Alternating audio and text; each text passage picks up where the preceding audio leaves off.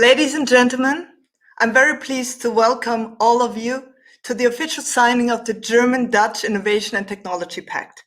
My name is Iris Plöger. I'm a member of the Executive Board of BDI, and I will be your moderator for the next hour, nearly next hour. It is my great pleasure that the Dutch Minister for Foreign Trade and Development Cooperation, Sigrid Kaag, the Dutch State Secretary for Economic Affairs and Climate, Mona Keiser, and the German Federal Minister for Economic Affairs and Energy, Peter Altmaier, are with us today. I warmly welcome the President of the Confederation of Netherlands Industry and Employees, VNO-NCW, Ingrid Thijssen, the President of the Business Association of the Dutch Technology Industry, FME, and of the platform Smart Industry, Ineke de Sentje Hamming, and the President of the Federation of German Industry, BDI, Siegfried Russwurm, Professor Siegfried Russwurm. Needless to say, this is not the format we had originally planned. On the agenda for June 2020, on the occasion of the envisaged visit of the Dutch royal couple to Berlin, was a joint business conference to sign up the German-Dutch Innovation Pact. Innovation means renewal and change. Virtual formats such as this are by now the new normal since COVID-19 has come into our lives. More than ever, we will need a boost of innovation to overcome the terrible consequences of this pandemic. Both the Netherlands and Germany claim to be powerhouses of innovation in Europe. And yes, the first vaccine license is made in Europe. And I sometimes wonder why we do not take more pride in this fact. The ties between the neighbors, Netherlands and Germany, are very close, being among the most important trading partners to each other and very stable in its relation throughout the crisis.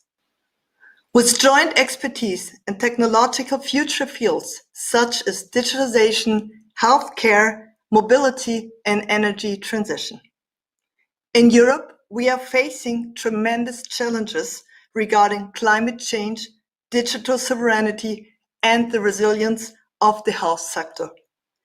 Many thanks to the European politicians for sharing the view that only high-end technology driven by industry can be the answer. Therefore, it is a vital sign to Europe to give the starting point for a deeper innovation partnership of the Netherlands and Germany today. This Innovation and Technology Pact was initiated by the three business associations BDI, VNO, NCW, and FME. The German and the Dutch Ministers of Economic and the Dutch Ministry of Foreign Trade will sign the pact together with us. We are very pleased about the broad political support. And we are happy that Ms. Kaag, Ms. Keiser, and Mr. Altmaier are joining our event today. I would now like to hand over to State Secretary Mona Keiser, Dutch State Secretary for Economic Affairs and Climate. The digital and the virtual floor is yours, please. Well, thank you very much. Guten Morgen, ladies and gentlemen. It's a pleasure to meet you. Thank goodness for all the times we were actually together in real life. For instance, the Hanover Messe or the meeting between our two governments, or all the other moments when we saw each other. That's good that we did, because we can build on those moments now in this virtual way. It has shown us, one moment. One could say that our video conference is one of the digital moments we can meet in the past years. And thank goodness for all our internet connections in the Netherlands and in Germany to meet. It has shown us that innovation and digitalization can have an increasingly positive impact on our lives, especially during this pandemic. Despite the physical distance separating us today, I'm keen on working closely together with you. Viruses take no notice of national borders, and there are many more challenges our societies face that we can only overcome together. In the field of health, climate change, food, etc. As neighbors, we are already close trading partners, meaning the step to further strategic cooperation on innovation is easily made. Germany clearly has a strong position in the field of innovative industry and technology, and as neighboring countries, we share a similar vision on these matters. In Europe and beyond, we can stand together stronger to tackle big challenges, to renew our economies, and to strengthen our private sectors. This will reinforce our position in key value chains and increase our appeal when it comes to major EU research projects. Our Dutch innovation policy is shaped around the main challenges facing our society. Working together with our German partners and sharing in their knowledge and experience has real added value for innovative solutions to those societal challenges. We have experienced this to be true already. Germany and the Netherlands have been successfully working together on a broad range of innovation-related challenges. I'm convinced that the signing of the Innovation and Technology Pact will enhance this even further, especially with improved collaboration through the entire innovation chain, across government bodies, knowledge institutions, and businesses, big and small. And today we are able to jump on this opportunity with the enhanced cooperation between TNO and the Fraunhofer Gesellschaft. Applied research in particular is vital in allowing businesses to innovate more quickly. Together we can enable Dutch and German businesses to innovate faster, for instance on AI or smart energy systems. Therefore, it is important to put our good intentions into action. And thanks to two strong projects, that is exactly what we are doing. First, this afternoon we will be signing an agreement on intensive cooperation between two major industrial pillars of our economies, the German state of Baden-Württemberg and the Dutch province of North Brabant. They will be working together to develop a German-Dutch smart industry field lab. This will make working with digital twins more accessible to SMEs and make production, design and maintenance smarter and more efficient. Many SMEs have too little access to this kind of technology, so this partnership will open doors for thousands of businesses. And so I would like to congratulate the Reutlinger Centrum Industrie 4.0 and Brainport Industries in particular on this partnership. Another excellent example is our close cooperation on Greek chemistry and hydrogen. Together we can benefit greatly from the underlying technology and innovation. The fact that chemical and energy companies endorse the need for such cooperation says it all. It was the private sector who initiated this Innovation and Technology Pact. This is crucial to its success.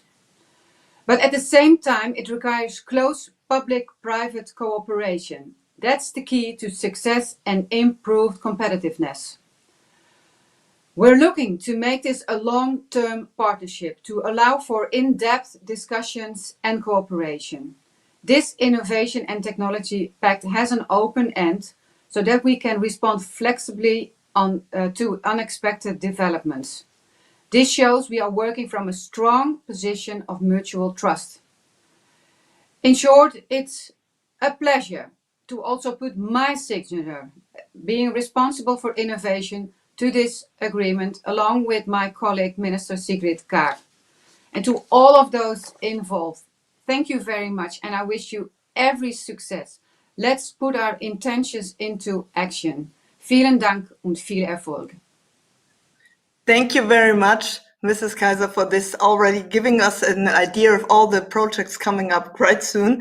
And now I have the pleasure to pass over to Mrs. Kaag, the Dutch Minister for Foreign Trade and Development. Please.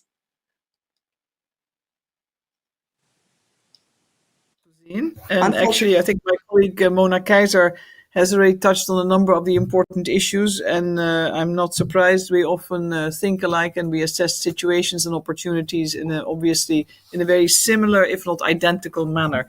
So let me just perhaps build up a little bit more from where she set the scene and elaborated on the scope. It's obviously not new that we conclude each year how important our friendship ties are, our historical ties, but of course also our long-standing economic ties. And the excellent relationship really rests on a sound economic foundation, and it plays a vital role. We cannot underscore this, but underscore this in keeping our economy sustainable. And it's also allowed us to withstand the tornado that the coronavirus and its impact and long-term impact will present both our societies and economies. So the interdependence is there. We do not take it for granted, but we foster it and we want to cultivate it. So in this light, of course, I'm also delighted to join my colleague Mona Keizer and Peter Altmaier and Ingrid Thijs and Ineke Desinje and yourself in signing the Innovation and Technology Pact.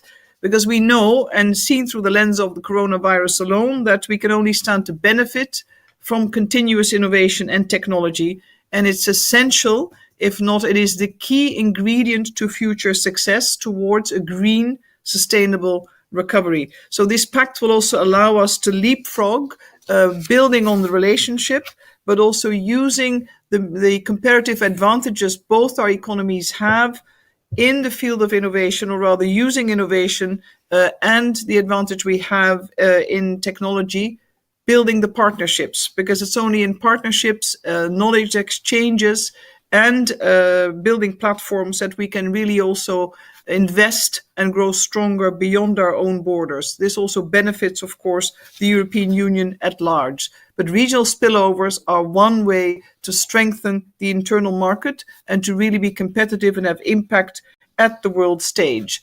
And joining and looking at really the policy intent we both share as countries at an EU level, that we need to really look at the strategic autonomy of the European Union. Again, the Netherlands and Germany, through this pact as a modest contribution, can really build towards this direction. Now, trade and innovation, of course, need to go hand in hand. And as I just mentioned, technology, and Mona Keizer said the same, technology is really the key input towards this. But using trade, we also want to increase our competitive edge and really develop technology around potential market applications and really build this again to keep our front-runners position. Now, we want to also really use this opportunity of the pact and the signature of the pact to strengthen our trade ties and build the networks relying on the already excellent infrastructure that exists to share knowledge and obviously build on our innovation assets, but much more can be done.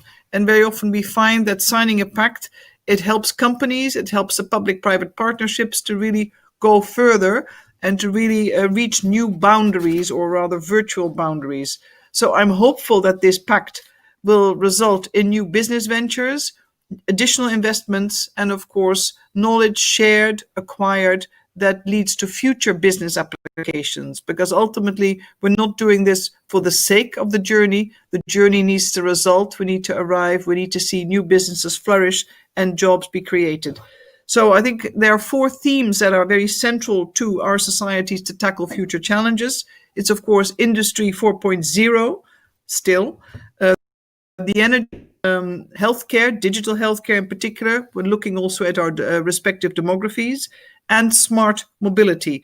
Now, the collaboration between the private sector and our respective knowledge institutions is very key to ensure that these partnerships will yield the appropriate results. And cross-border public-private cooperation can be the way we, as government to government, can foster this and enable these partnerships to take on to the next level in their accumulation of knowledge, sharing, but also yielding the appropriate business benefits. When it comes to Industry 4.0, we really need to future-proof our industries. And if we've seen through the lens of COVID-19, much more needs to be done in the quest for, not corona-proof, rather future-proof digitalization, that not only customers can participate, small to medium enterprises are a credible player and are not left out by the big players, because they have the digital advantage. And we need to, of course, also ensure that technology itself can be bought as a product, full of our strategic autonomy and our legitimate security concerns. Looking at it from a geopolitical perspective, we've seen a lot of. I think we've seen a lot of companies during our respective visits, and I believe that our joint quest will be supported by the policy choices made at a European level. When it comes to energy, I think we can only conclude we need to go faster. We need to accelerate in terms of the energy transition. I see tremendous opportunities in shaping the Northwest European green hydrogen market. We might compete with one another because we have great goals and ambitions for the Netherlands, of course, but there's always a win-win opportunity because the energy transition is highly demanding. It needs significant investments, and the market demand will be of such size that both countries can benefit as we work together. But of course, we like to position the Netherlands as a technology and research partner using the excellent infrastructure of the Port of Rotterdam, which has the infrastructure facilities for hydrogen imports and exports, and of course, the professional logistics chain. But we want to go hand in hand, the Netherlands and Germany, where we can. Now, healthcare, of course, we know that there's already an excellent collaboration in many different shapes and forms in the border regions between German and Dutch healthcare institutions.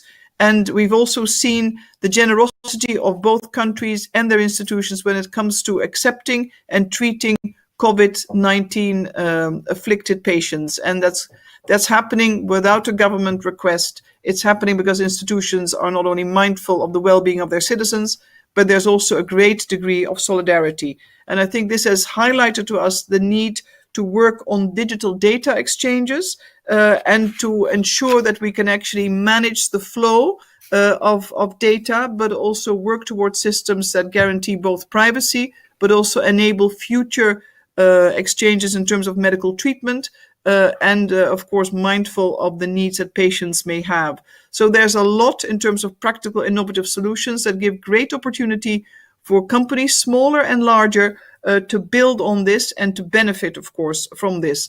The value chain for e-health and elderly care is one we both need to invest in. Last point of interest from our perspective is, of course, smart mobility. And climate change, again, is driving the agenda here. It forces us to rethink the entire mobility, the design of mobility. And we know we've launched a 2-year public-private partnership between the Ministry of Foreign Affairs and its German counterpart to facilitate German-Dutch mobility solutions in close collaboration with the Ministry and Infrastructure and Water Management.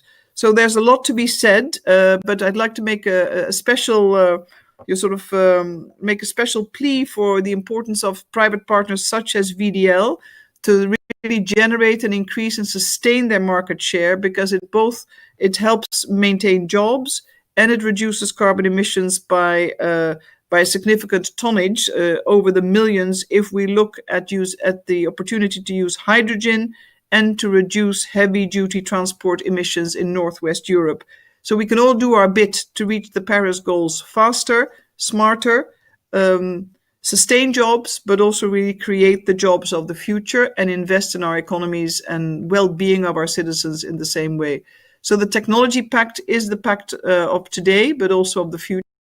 And I'm delighted to be joining this event this morning. Thank you so much. Thank you very much for your contribution and this statement, Ms. Kach. Minister Altmaier, I have we run a little bit out of time, I'm afraid. So I'm very happy that you joined and that you can deliver your speech, but maybe I would like to ask you whether you could shorten a little bit, because I learned that you have to leave right in time at 11 o'clock, and I'm afraid we'll fall out of the schedule. So please, I would like to hand over to our Minister for Economics and Energy. Thank you so much for this kind of introduction. I'm afraid that I will do my very best, but it can turn out to becoming worse instead of better. Dear Siegfried Kach, dear Mona Kaiser, Mrs. Tyson, Mrs. Hamming, Professor Russwurm, ambassadors, excellences, ladies and gentlemen, good neighbors and friends, on revient toujours à ses premiers amours. Het is nu precies bijna 41 jaar geleden dat ik voor het eerst kennis maakte met de Nederlandse politieke cultuur en samenleving. Dat ging door in Sittard in het Nationaal Sportcentrum en ik raakte meteen verliefd. Niet op een bepaald deelnemer of deelnemeres, maar op het land, op Nederland. En dat is niet veranderd sinds 41 jaar. Dus ik ben optimist dat wij onze golden jubilee binnen enkele jaren kunnen vieren. En ik ben zo blij dat onze samenwerking zo gevorderd en gegroeid is over de laatste jaren. Yes, indeed. Ladies and gentlemen, dear friends, it is unprecedented what we have achieved as a bilateral cooperation over the last 10, 15 years. After all the terrible crimes during the German occupation of Netherlands, after all the misunderstandings in political culture in the 60s and 70s, today we have an extremely close cooperation. Yesterday I attended a meeting, a video conference with our Chancellor, together with Mr. Kagermann, who is one of the participants in this meeting. And a couple of days earlier, I attended a video conference with Mrs. Merkel, our Chancellor, and meneer Steutel, die voorzitter is van een van de belangrijkste associaties in Deutschland with regard to pharmaceutical products and research. And we have on all levels, we have this close cooperation. Sometimes I think we had to become members of the European Union to realize how close and similar we are.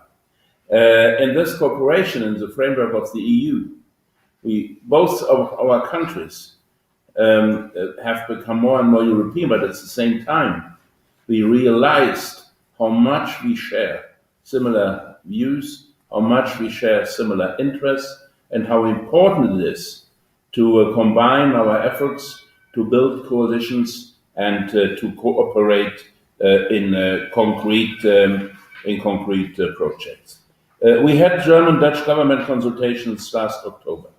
That was a historic event in the Katshuis in Den Haag, and both Mona and Sigrid attended the meeting. It was about climate protection, CO2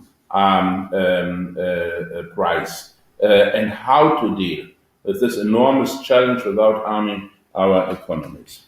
We are today signing the German-Dutch Innovation Pact as a brilliant start to the new year, and also for our new BDI president, Professor Ruswurm.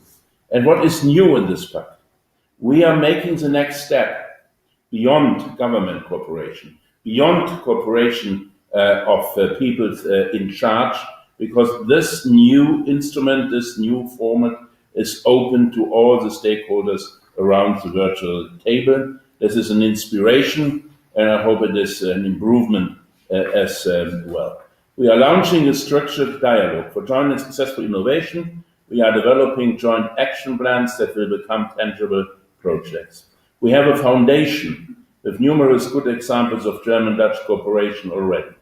The German platform Industrie 4.0 and the Dutch Smart Industry Program. The German-Dutch Industrial Forum on Hydrogen. And this afternoon we are opening of a field lab called Artificial Intelligence for Digital Twins. This is a great example for the regional interconnection of SMEs. And today, TNO and Fraunhofer Institute will also sign a memorandum of understanding that's paving the way for cooperation between the two very important and very influential research institutes and businesses. So our cooperation is a foundation for a common Europe. It's not against Europe, it's in favor of Europe. We are taking part in the debate and discussion on how to organize European integration in a midterm and long-term future. And to be clear, after lengthy debates, our two governments agreed, together with others, on how to implement the principle of solidarity. But at the same time, we have to become better in terms of competitivity. We have to become better in terms of innovation on a global scale, because we have to earn the money that we are making available for common projects also in the future. So, ladies and gentlemen, there is a lot on our common agenda. We are closely cooperating already in a number of IPCI frameworks. We are looking forward for the kickoff of even more of these IPCI frameworks. We will intensify our ministerial cooperation, and the project Gaia X is another example of our excellent cooperation. It was set up as a German project, was enlarged by France in an early stage, and then it was my clear commitment that we would also make it accessible to our Dutch neighbors, to our neighbors in other European countries, and this can help us to play a better role in global data storage issues and to defend and to establish our digital sovereignty in this field. So, ladies and gentlemen, we have China, we have the new US administration, we have Russia, we have lots of challenges together. We can take them all, or we can take them on, one after the other, successfully. And therefore, I wish you luck, I wish us luck, and I hope, Mrs. Moderator, that I have been as brief as I possibly can. I'm afraid it was my briefest introduction ever in 10 years of ministerial service in Germany. Thank you. Thank you so much. It was a great pleasure. Thank you very much. And of course, I'm deeply impressed that you're fluent Dutch. For me, it was fluent Dutch. I know that you're multilingual, but that was really impressive. So thank you very much also for staying in line with the schedule. Thank you all for your statements. The political message is very clear and encouraging. We can be confident that we will manage the future challenges together. But it will only, of course, as we heard, be by joining forces that we can lead Europe out of the crisis. Well, I think now we have the point. It is with great pleasure that we adopt the Dutch-German Innovation and Technology Pact today, and that we are now hopefully ready to sign. I ask you all to sharpen the pens and sign in order as I now call the signatories. The signatories of the pact from the business side are Ingrid Theissen, President, VNO-NCW. Siegfried Russwurm, President, BDI. Ineke de Sentje-Haming, President, FME and Smart Industry. Mark Hendrikse, Head of Top Sector High-Tech Systems and Materials, who unfortunately could not join us today, but is an important player in the Dutch triple helix. Signatories of the pact from the political side are Sigrid Kaag, Dutch Minister for Foreign Trade and Development Cooperation. Mona Keiser, Dutch State Secretary for Economic Affairs and Climate. And finally, Peter Altmaier, German Minister of Economy and Energy. And it would be a pleasure if you, Mr. Altmaier, could maybe hold the contract, the treaty, the pact into the camera. Oh, okay. So that we all can ensure that now the pact is concluded. Thank you very much. The signing is completed. The German-Dutch Innovation and Technology Pact is officially adopted. Congratulations and thank you very much to the signatories. The pact aims at boosting innovation in key future fields. We just heard that. Both countries can contribute their specific strengths here and thus complete each other and complement each other. Germany and the Netherlands are well positioned in the field of basic research and are characterized by the pragmatic translation of knowledge into practical applications. Germany offers an established and historically grown culture of innovation through its broad-based research landscape.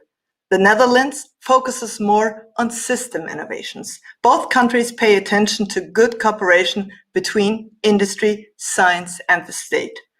Ms. Thyssen, what potential do you want to raise with a stronger cooperation in the field of innovation? And how can this pact help here? Leuger. First, I would like to start by saying that we are excited to sign this pact together today with our valued public and private partners in Germany, with a special thank you to our partner organization BDI and of course our valued member FME. And this pact couldn't be signed at a better time against the backdrop of the global pandemic and Brexit, which requires us to intensify and strengthen our trade relationships. With this German-Dutch Open Innovation and Technology Pact, we are taking the next step in the long-standing tradition in trade and innovation between Germany and the Netherlands. In my view, if we want to stay strong trading partners, we should also have the ambition to be strong innovation partners. We see this pact in which we continue to structurally reinforce each other's strengths through evolved cooperation as a next step. Thank you. Thank you very much, Ms. Thyssen. Mr. Roosboom, let's take a closer look on one of the topics the Pact wants to address, the digitization. I know that there's a lot you could tell us about this, but I'm afraid we run out of time. I'm sorry, I have to mention that again. How can innovation in the area of Industry 4.0 can be promoted? Well, thank you, Mrs. Plöger. Let me start with thanking all the contributors to this pact. Especially the political support from both governments is all but just ordinary course of business. And while the cooperation between our two organizations, the VNO and the BDI, and a lot of industrial partners on both sides of the German-Dutch border have a long tradition, it is not the usual way. Frankly, every now and then, there are notions, why do we need the political support? We come along that well.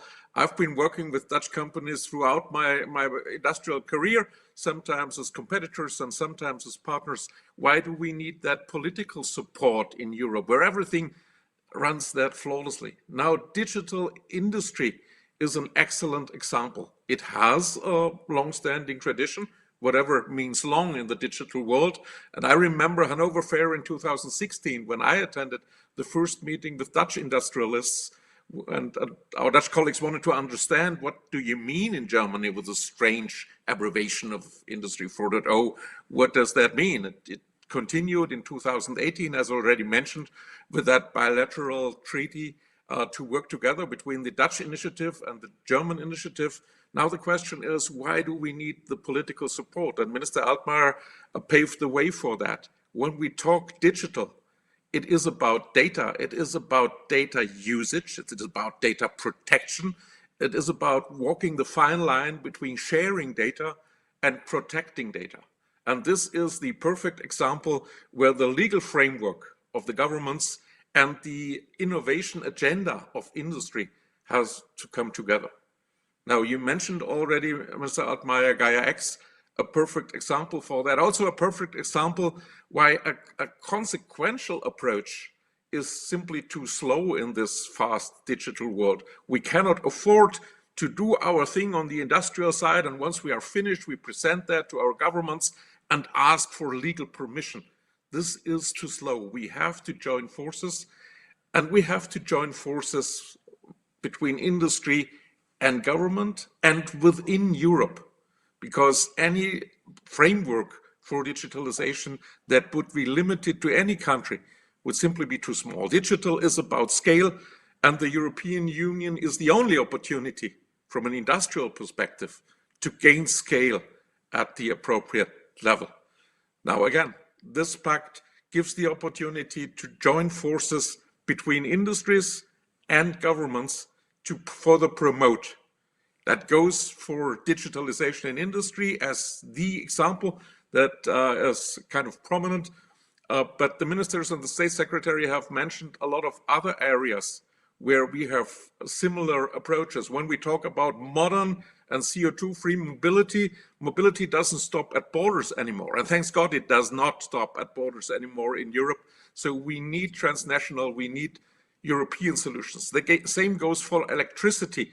There is a European market for electric energy, and it cannot be restricted to national markets. So again, let me thank both my colleague Ingrid and Mona for the collaboration between the industrial partners, but let me reiterate my big thank you to the governments to support us with the right legal framework and frankly every now and then with financial support for innovation, which should not be underestimated. A big thank you for you all. Thank you very much, Mr. Ruswurm. Mr. Sentje, why is a stronger innovation partnership urgent in your opinion? And can you give us some examples of concrete steps from an industry perspective? Yes, I will be happy to do that. And I would like to congratulate us all. I'm very excited about this moment because it is a real step forward in working together in our countries as front runners in the European Union. I think the challenges that we should take up together are huge because our industries are interconnected. We are part of each other's value chain.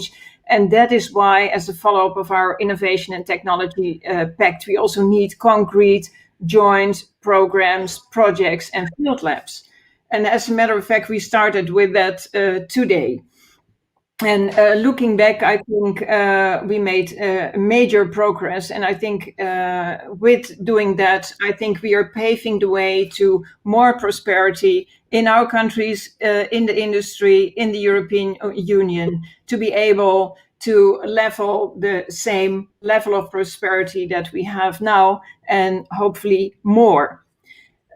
We have to reinforce the economic base, and with this pact, I think we make a step in doing that. Being concrete on what we can do, we have no time to lose, really. I really have to stress that. So the challenges that we are facing are focusing on the digital skills of people that are really needed more and faster. I think of all the challenges that are mentioned by the ministers just before, to have a green recovery of Europe, and we have to sharpen our competitive edge comparing with the other continents and being a front runner in Europe. Together with our German partners, we now have set up a whole series of follow-up activities, starting, of course, with the launching of the German-Dutch Field Lab AI for Digital Twins this afternoon. It's really a great and smart initiative connecting field labs and clusters of our southern regions on such a relevant topic. So I'm really happy with that, and please join the meeting this afternoon on that. Also, smart industry does not only make production processes more efficient, but also more sustainable. And there is, of course, a strong link with topics such as energy efficiency and the opportunities of hydrogen. And that is why I would like to invite you all to join the Hydrogen Cross-Border Conference, which will take place on February the 5th. In March, there will be a kickoff meeting on bilateral cooperation in the field of mobility. It will be on the 25th of March, and German-Dutch AI expert meetings will take place there. And that's also another activity.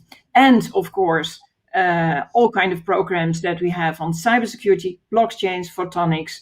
And I also look forward to the Hannover Messe in April, which will be for the first time in a digital phase. So we have to innovate ourselves out of the crisis. And I look forward to pick up this future together. And I'm very happy that as trusted partners within this Innovation Pact, we will pick this up. Thank you very much. Thank you very much, Mr. Tsentje. I'm afraid now we really have to switch into the mode of the famous elevator pitches if we will make it until 11. So, Mr. Altmaier, the targets for an accelerated CO2 reduction are ambitious in both countries. You already mentioned that, Germany and Netherlands. One essential tool is the use of hydrogen. How can we make better progress together so that Europe can play a leading role in the energy transition?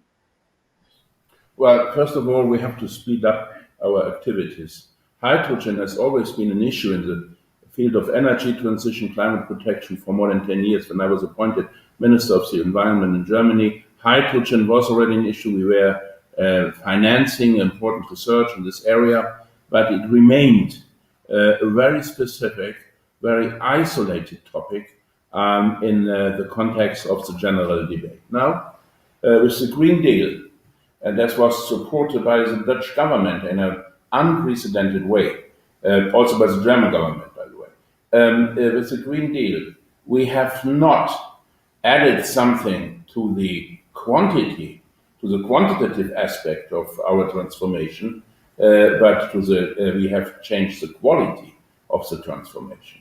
We are no longer reducing CO2 emissions. We are ending fossil CO2 emissions totally, almost totally, within the next 30 years. It's extremely ambitious. It covers all areas of usage of fossil fuels, and therefore we need a multiple tool that can help us to achieve it. To give you an example, in the steel production, we are still using coal to reduce the material and to produce steel. In a nearby future, we will substitute coal by natural gas, and we will substitute natural gas by green hydrogen, hydrogen produced from renewable energies. And this is something that's very popular in the Netherlands, it's very popular in Germany, but now it is popular in almost every part of Europe. And we have to organize a dual effort. Point one of the effort is that we have to demonstrate Europe as a leading technological partner in the use, in the production, use, and distribution of green hydrogen.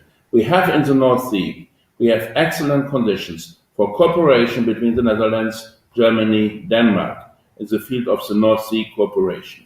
At the same time, we all know that in a such densely populated area as the European Union is, we will never ever be able producing all the green hydrogen we will need to substitute gas and coal in our energy management. And therefore we have to establish, we have to build, to construct a global hydrogen, green hydrogen supply chain. Starts with the production in countries like Saudi Arabia or Southern America, the transportation as liquefied gas by ships or pipelines, as the distribution across Europe, and the use in industrial processes. There's a lot of interest in the chemical industry, in the steel industry, I've already mentioned, in other areas as well. It will decide on whether Europe will stay competitive in the nearby future, and therefore I see green hydrogen as the missing link, that will help us to accomplish our green energy and climate targets. Thank you very much for pointing out this missing link and also for this skyscraper elevator pitch. Thank you very much.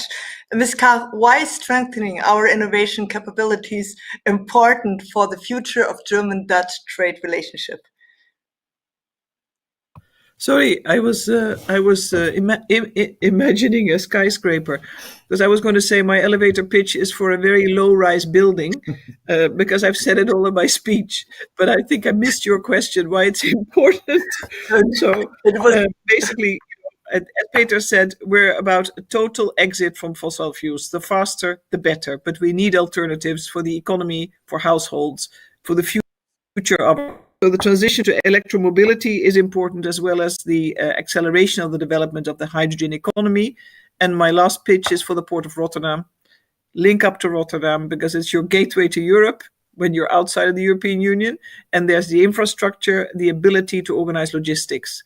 So keep it low rise, keep it flat, but it's important. So it's the low countries. Thank you very much also for this commercial part, Ms. Kaiser.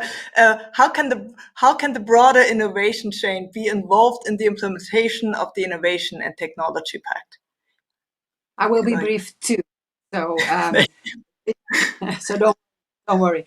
Well, it's a good thing, this Pact. It's a major step. And one of the projects is already underway. It's the cooperation between the Netherlands' largest applied research organization, TNO, and the German one, Fraunhofer Gesellschaft. So it's very good. I'm very happy. They weren't always this closely together as they are today. So it's very good to see.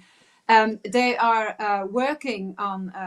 They are thinking about several aspects of innovation, and that will help small, medium, and big companies on the way ahead. For instance, in energy systems, it will make us able to manage fluctuations in solar and wind energy, and of course, AI, self-driving vehicles. How can they make the right decisions in difficult situations? Can they? Can they? That's what they will look into, and it will help us ahead in the future. So it's a good day. Today is a good day. It's a good day in cooperation between our two countries. It's a good day in the cooperation between our institutions, and it's a good day for Dutch and German company.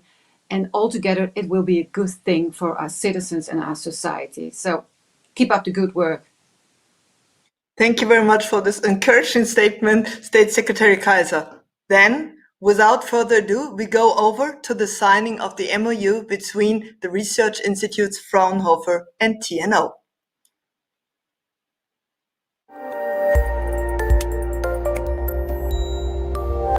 Ladies and gentlemen, Fraunhofer and TNO want to extend their partnership by signing an MOU today.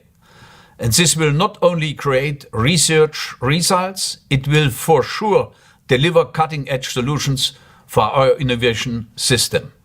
Just to give you one example, our goal is to provide cost-efficient, long-term decarbonization strategies for industry and related strategies for the development of smart energy networks. In particular, cross-border regions will offer interesting opportunities for optimizing energy infrastructures such as electricity, storage, hydrogen or carbon capture and storage infrastructures.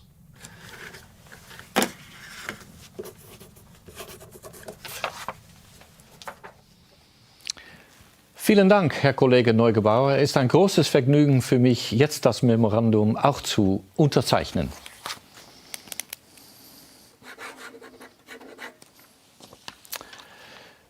Lieber Raimund, dear Raimund, I personally, passionately believe in cross-border cooperation because societal challenges, of course, don't stop at our borders.